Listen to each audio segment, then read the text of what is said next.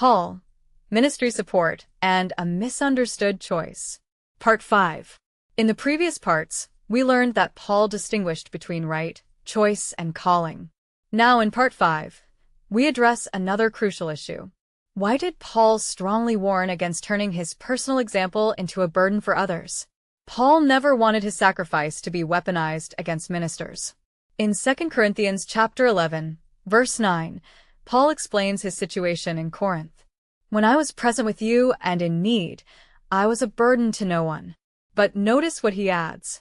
For what I lacked, the brethren who came from Macedonia supplied. Paul was not unsupported.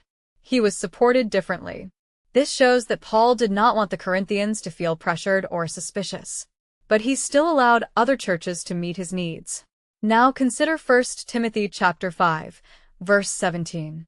Paul writes, "Let the elders who rule well be counted worthy of double honor, especially those who labor in the word and doctrine."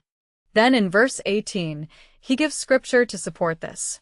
"You shall not muzzle an ox while it treads out the grain," and "the laborer is worthy of his wages."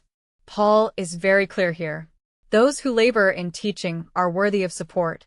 This statement alone proves Paul did not intend his personal sacrifice to become a standard of deprivation for ministers. Paul also warned against misusing freedom in a way that harms others. In Galatians chapter 5, verse 13, he says, "You have been called to liberty. Only do not use liberty as an opportunity for the flesh, but through love serve one another." Paul's liberty to refuse support was guided by love.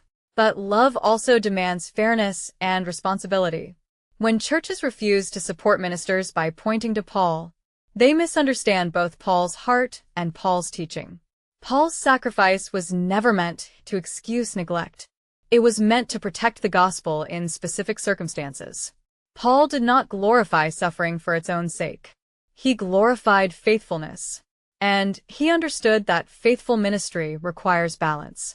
In the next part, we will examine how the early church practiced support and how Paul expected churches to participate responsibly in gospel work.